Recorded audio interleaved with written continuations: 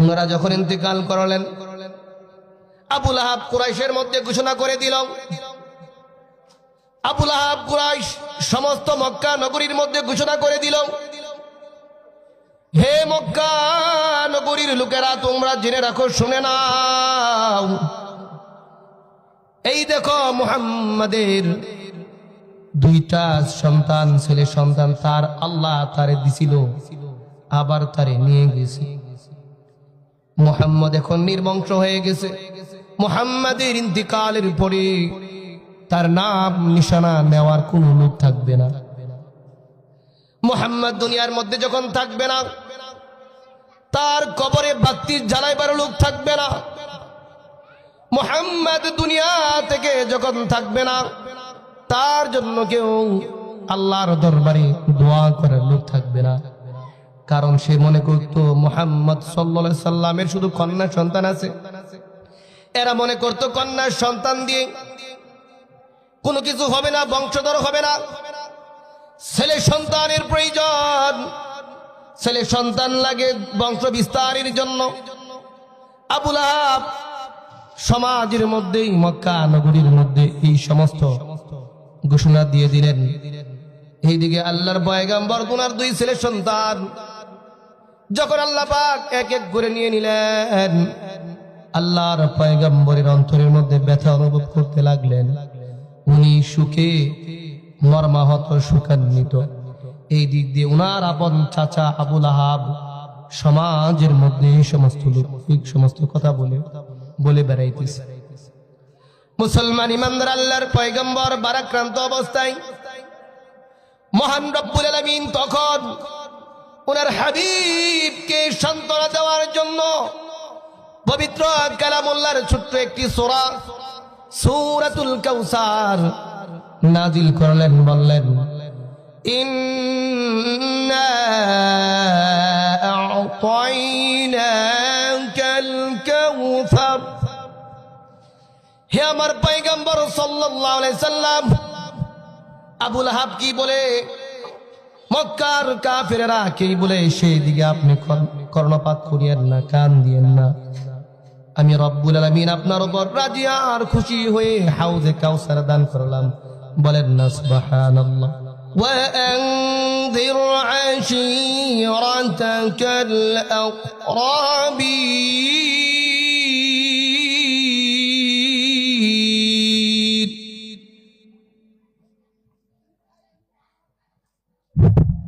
মুসলমান ইমানদার, মহান রব্বুল আলামিন বলেন,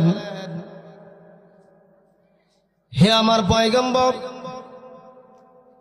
হে আমার বন্ধু মুহাম্মদ রাসূলুল্লাহ সাল্লাল্লাহু আলাইহি ওয়াসাল্লাম, মক্কার মধ্যে এতদিন আপনি গোপনে গোপনে ইসলামের দাওয়াত দিচ্ছেন। কাফের বেঈমান মুশরিকদের অনিষ্টর ভয়ে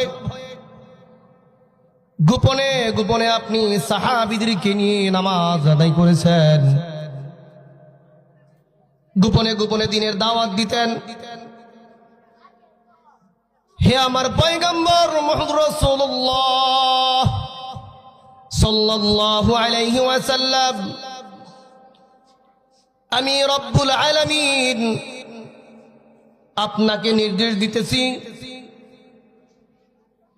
আপনি এখন এই দ্বীনের দাওয়াত এবং সকল ইবাদত বন্দেগী আপনি প্রকাশ্যে করবেন। এই সংবাদ শুনে যখন আল্লাহর পয়গম্বর আরো উদ্বুদ্ধ হইলেন এবং সাহস জুগাইলেন, মুসলমান ইমানদার সে মতে আল্লাহর পয়গম্বর যখন বিভিন্ন বাজারে রাস্তাঘাটে যখন কোনো মানুষকে পাইতেন, সঙ্গে সঙ্গে তাদেরকে দ্বীনের দাওয়াত দিতেন। আল্লাহর পয়গম্বর বলতেন, ইয়া আইয়ুহান নাস, হে মানুষ সকল, কুলু লা ইলাহা ইল্লাল্লাহ, তোমরা সবাই লা ইলাহা ইল্লাল্লাহ বলো, তুফলিহুন, সফল কাম হবে, তোমরা সফলতার অর্জনে পৌঁছতে পারবে।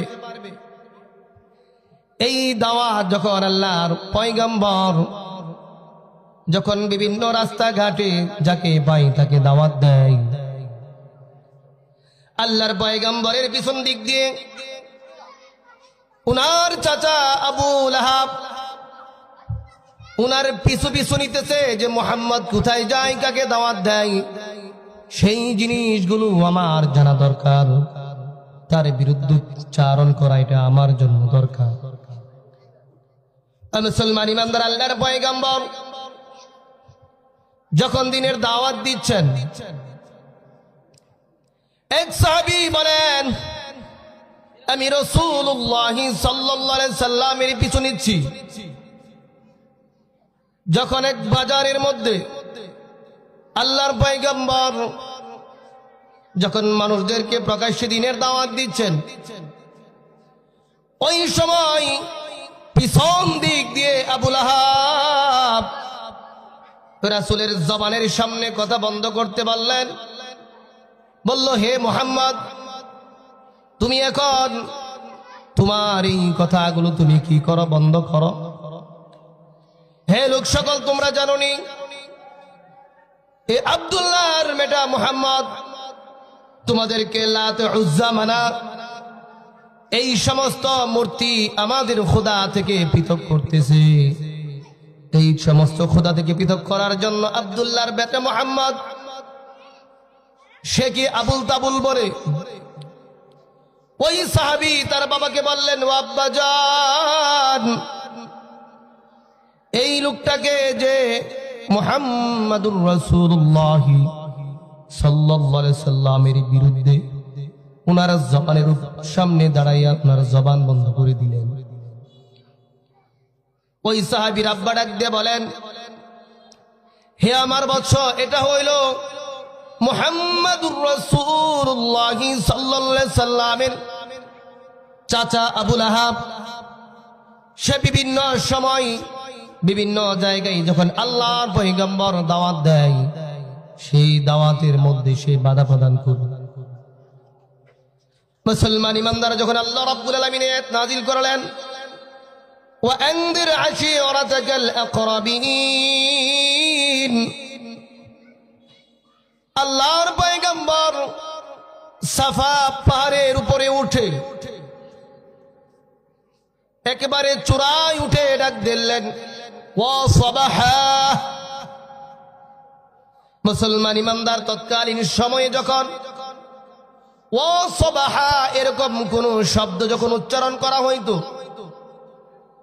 ওই এলাকার মানুষগুলো মনে করতো কোনো বিপদ মনে হয় আমাদের উপর ঘনিয়ে আসছে, নতুবা কেন ইয়া ওয়া সাবাহা এই শব্দ কেন ব্যক্ত করতেছে, বলতেছে।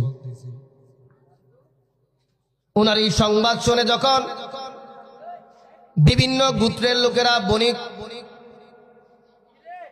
বনু কুরাইশ, বনু আব্দুল মুত্তালিব, বনু হাশেম, বিভিন্ন গোত্রের লোকেরা যখন আল্লাহর পয়গম্বরের এই শব্দ শুনে যখন ওনারা সাফা পাহাড়ের নিচে যখন সবাই সমবেত হতে লাগলো, জমা হতে লাগলো, আল্লাহর পয়গম্বর ডাক দিয়ে বলেন, হে আমার গোত্রের লোকেরা, এখন যদি আমি তোমাদেরকে বলি এই পাহাড়ের পিছন দিক দিয়ে একদল সৈন্য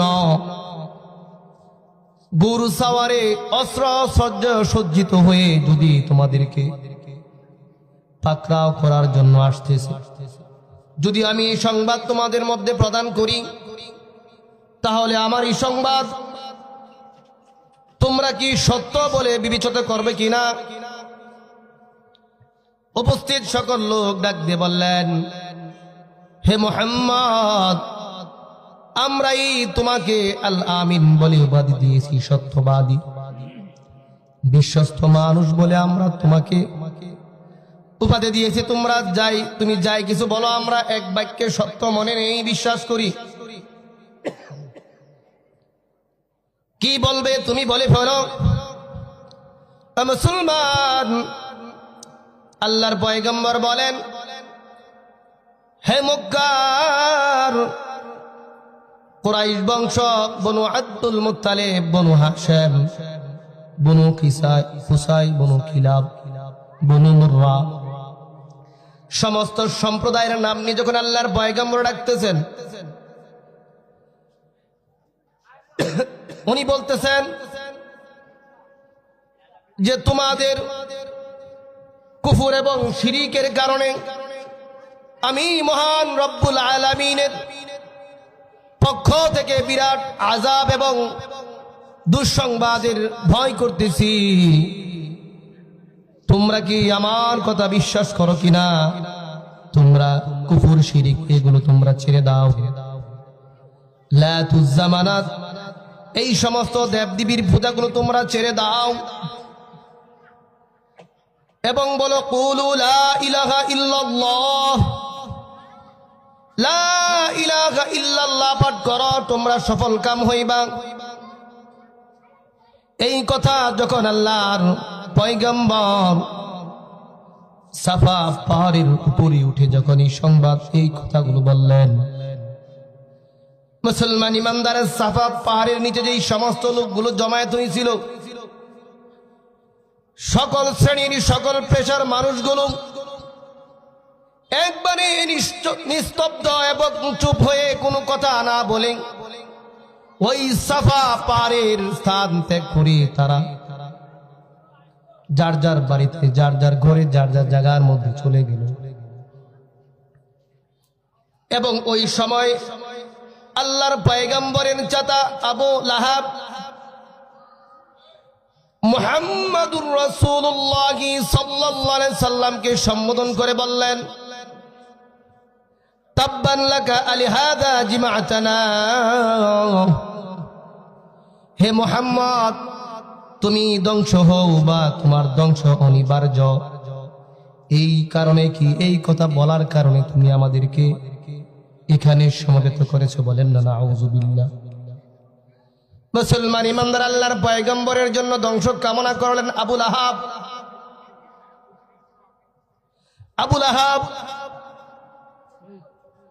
আবু লাহাব আল্লাহর পয়গম্বরের ধ্বংস কামনা করল। যখন আবু লাহাব বলল তাব্বান লাকা আলিহাদা জিমাআতানা, তুমি ধ্বংস হও এই জন্য কি আমাদেরকে এখানে সমবেত করেছো? যখন এই বক্তব্য দিল, মহান রব্বুল আলামিন রাগান্বিত হয়ে সূরা লাহাবের আয়াতগুলো নাজিল করেন। আল্লাহ পাক বলেন, তাব্বাত ইয়াদা আবি লাহাবিন ওয়া তাব। মুসলমান ইমানদার যখন এই সংবাদ, এই কথাগুলো বলল,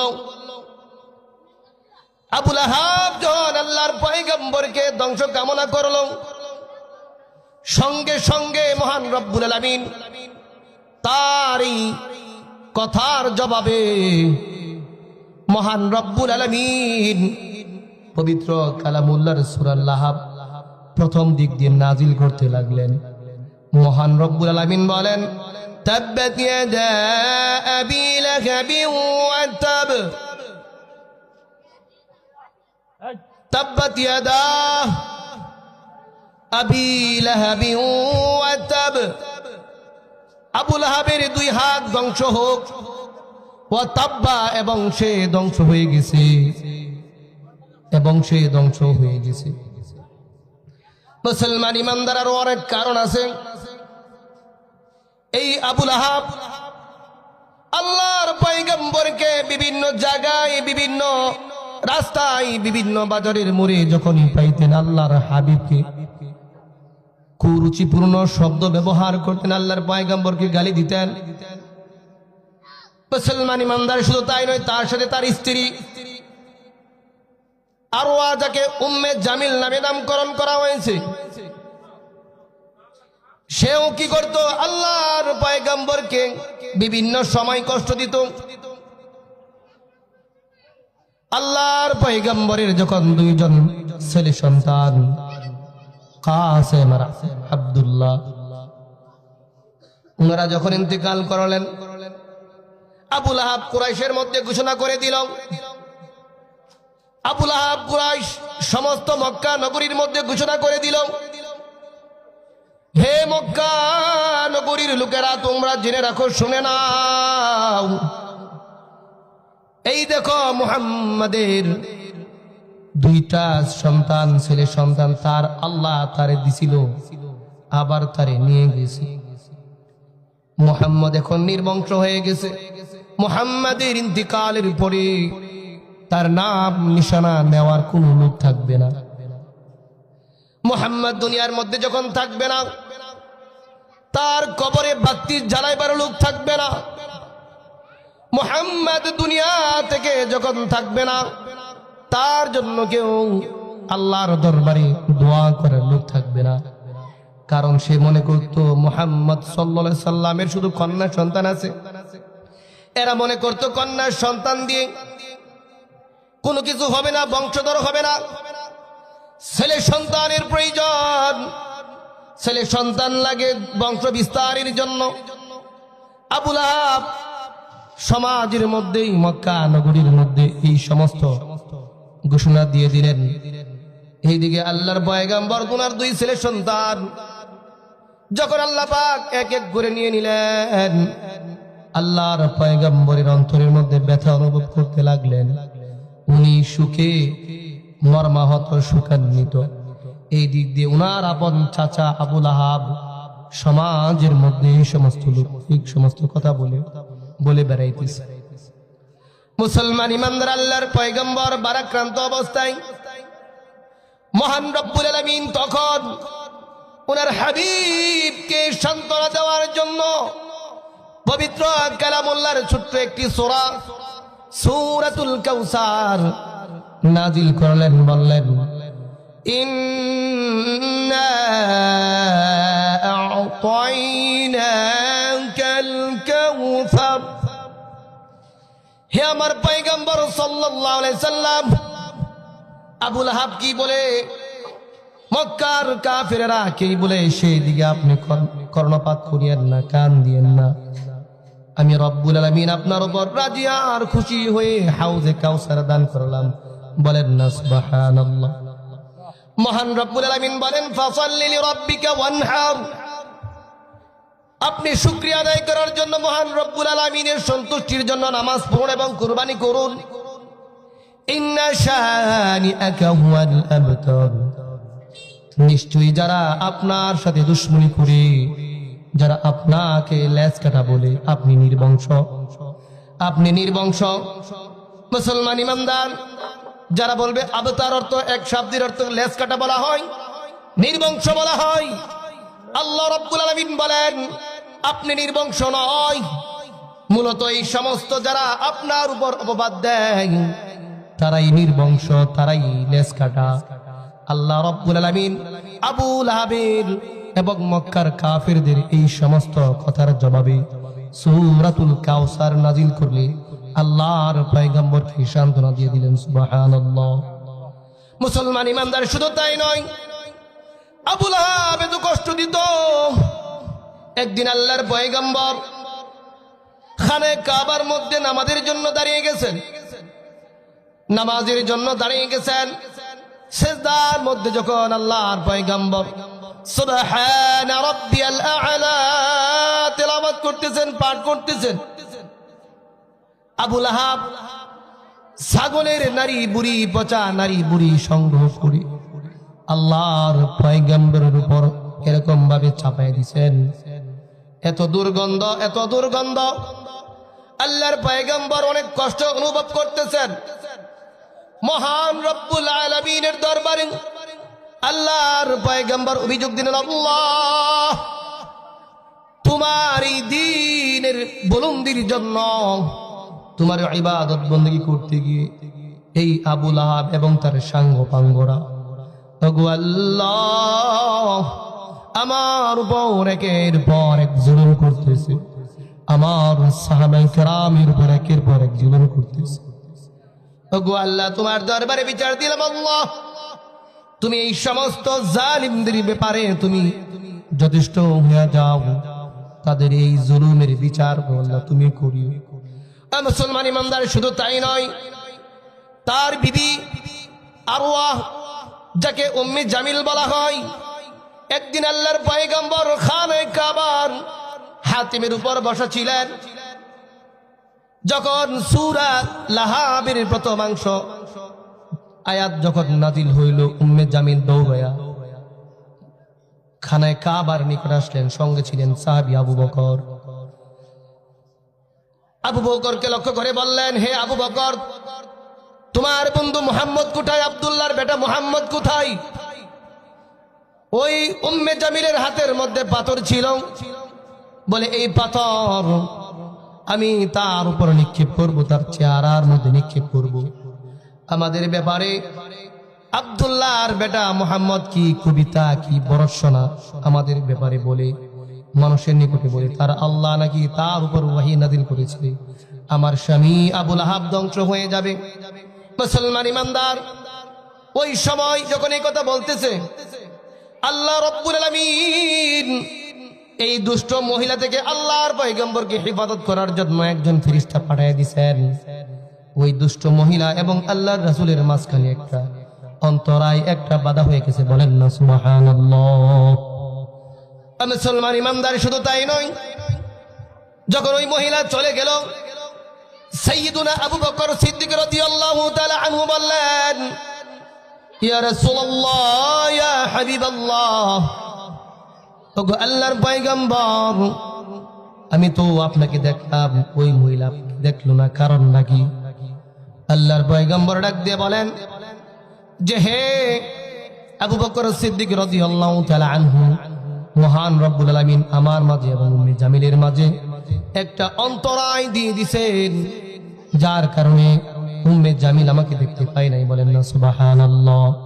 মুসলমান ইমানদার, এই সমস্ত আবু লাহাবের কুকীর্তি আল্লাহর রাসূলকে পদে পদে বাধা যে প্রদান করেছে, সেই জন্য মহান রব্বুল আলামিন এই সূরাতুল লাহাব নাযিল করছে। বলেন না সুবহানাল্লাহ।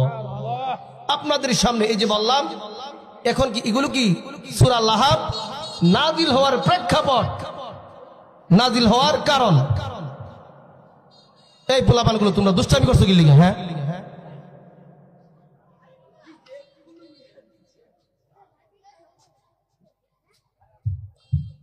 এইসব যে আরো অনেক ঘটনা। রাসূলের ঘরের পাশে ছিল আবু লাহাবের ঘর, বিভিন্ন সময় বিভিন্ন ইট পাটকেল দিয়ে কি করতো? ঢিল ছুড়তো, অনেক কষ্ট দিত আল্লাহ রাসূলকে।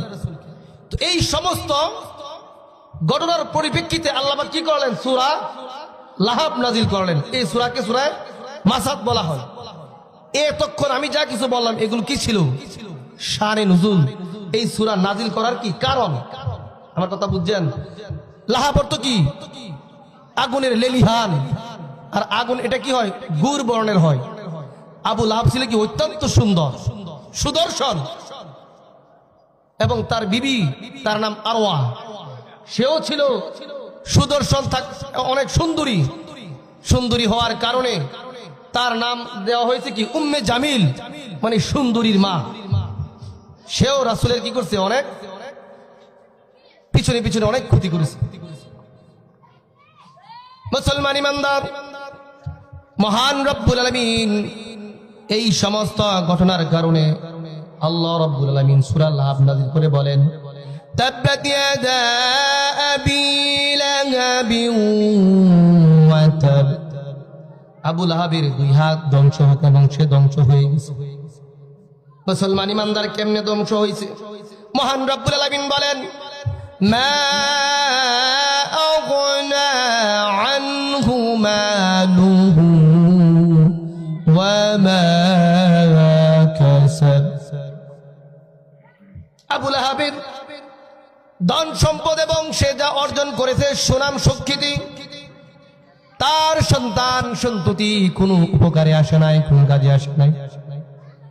মুসলমান, মক্কার ধনীদের লিস্টিদের মধ্যে একজন ধনী হইল গিয়া আবু লাহাব।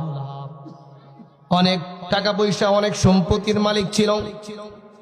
কয়েকজন উল্লেখযোগ্য কয়েকজন ধনীর মধ্যে আবু লাহাব একজন ধনী, এবং তার অনেক সন্তানাদি ছিল। কিন্তু এই তার এই দুনিয়া এবং তার সন্তানাদি তার কোনো উপকারে আসে নাই।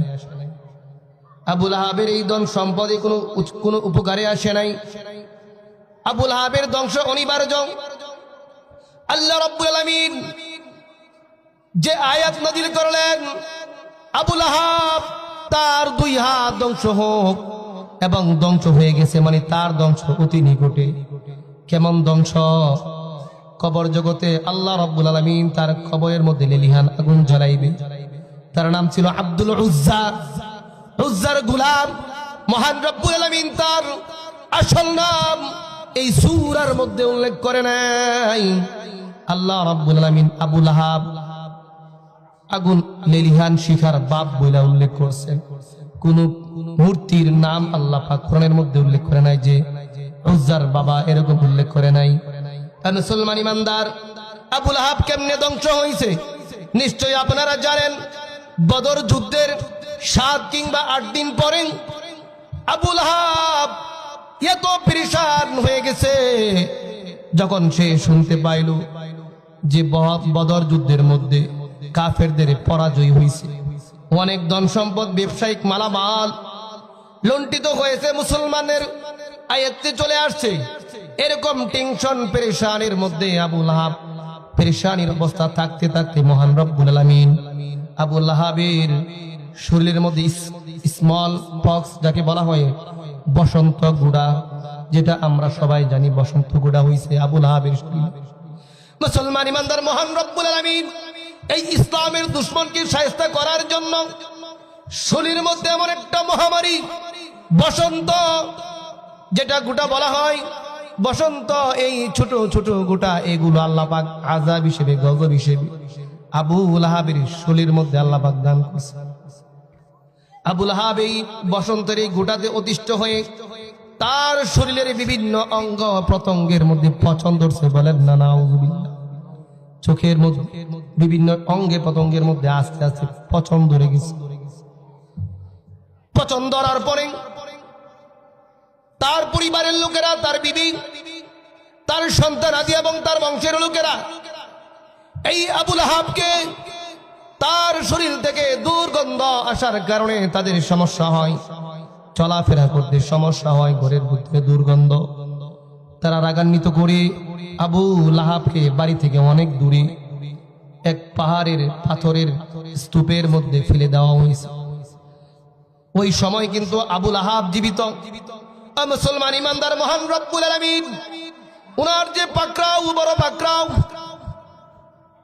উনার পাকড়াও বড় পাকড়াও, আল্লাহ রব্বুল আলামিন এই ইসলামের এই দুশমনকে কি করলেন দেখেন। আল্লাহর খেল, কত সুন্দর খেল খেলেছেন।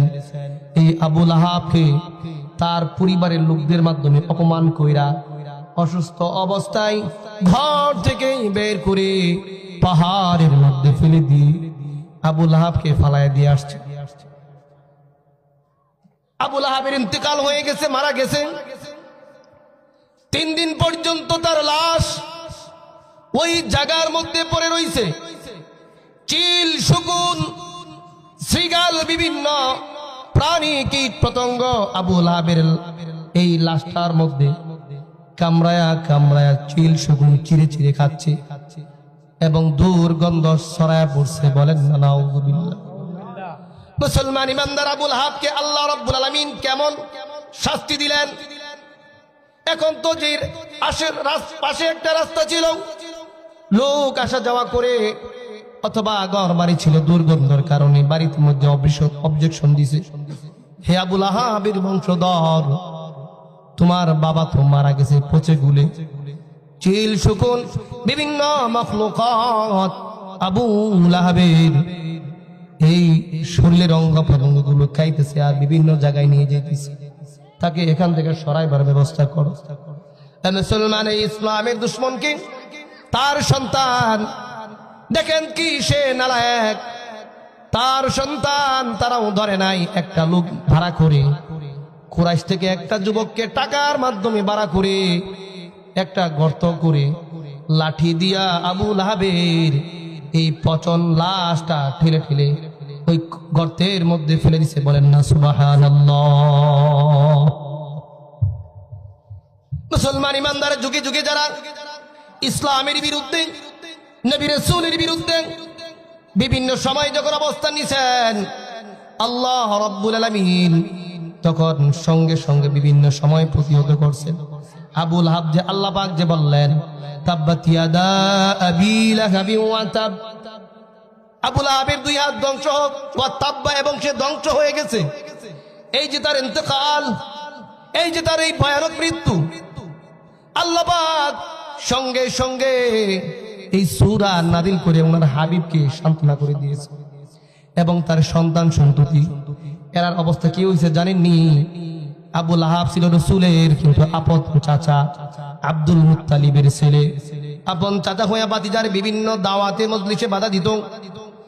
আল্লাহ রাব্বুল আলামিন এমন অবস্থা দাঁড়াইছে, এই আবু লাহাবের সন্তান উতবা এবং মুআত্তিব, এই দুই সন্তান মক্কা বিজয়ের সময় মুসলমান হয়েছে, বলেন না সুবহানাল্লাহ।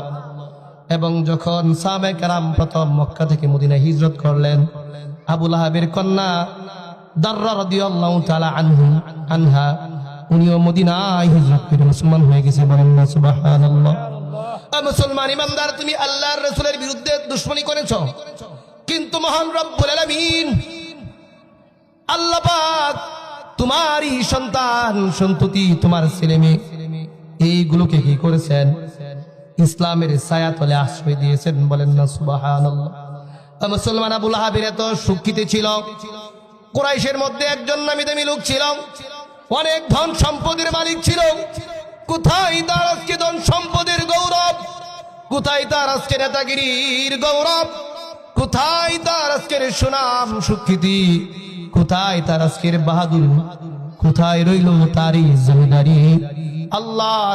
আল্লাহর সামনে তারই যত অর্জন সম্পদ আছে সব পুরো একবারে নগণ্য, একবারে তুচ্ছ। আল্লাহ পাক বলেন মা আগনা আনহু মালুহু ওয়া মা কাসাব। মহান রব্বুল আলামিন বলেন তার সুনাম সুখ্যাতি, তার অর্জিত যত কিছু আছে কোনো কাজে আসে নাই, বাস্তবে কোনো কাজে আসলো। আল্লাহ পাক বলেন শাস্তি হিসেবে তার আরো অনেক কিছু পাওনা আছে। মহান রব্বুল আলামিন পরবর্তী আয়াতের মধ্যে বলেন সায়াসলা নারান যাতা লাহাবিন ওয়া ইমরাআতুহু। মহান রব্বুল আলামিন বলেন অচিরেই তাকে প্রবেশ করানো হবে আগুনের লেলিহানে, জ্বলন্ত অঙ্গার, জ্বলন্ত আগুনের মধ্যে আবু লাহাবকে অচিরেই নিক্ষেপ করা হবে। এই আয়াতের ব্যাখ্যার মধ্যে মুফাসসিরিন কেরাম ব্যাখ্যা করেন, বলে অচিরেই যে তাকে আগুনের মধ্যে ফেলা হবে। এক নাম্বার ব্যাখ্যা করেন আবু লাহাবের কবরের মধ্যে তার মৃত্যুর সঙ্গে সঙ্গে জাহান্নামের আগুন দাও দাও করে জ্বলতে থাকবে। দুই নাম্বার ব্যাখ্যার মধ্যে বলা হয়েছে কিয়ামতের ময়দানে যখন তাকে জাহান্নামে ফেলা হবে, আগুনের লেলিহানে তাকে ফেলানো হবে, বলেন না সুবহানাল্লাহ। তারই অবস্থা সুবহানাল্লাহ বলতে হয় কেন? বলে সে যে রাসূলের জীবদ্দশায় বিভিন্ন সময় বিভিন্ন জায়গায় রাসূলের বিরুদ্ধে চারণ করছে। মুসলমান ইমানদারি আয়াতের সঙ্গে সঙ্গে তাকে যে আগুনে ফেলাইবে এবং সঙ্গে সঙ্গে তার স্ত্রী উম্মে জামিলের কথা বলা হয়েছে।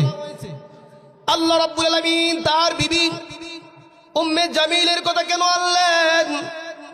আল্লাহ রাব্বুল আলামিন এবং তার নামটা বলা হয়েছে, তার একটা বদগুণ উল্লেখ করছে, হাম্মালাতুল হাতাব। হাম্মালাতুল হাতাব অর্থ হইল গিয়া লাকড়ি বহনকারী।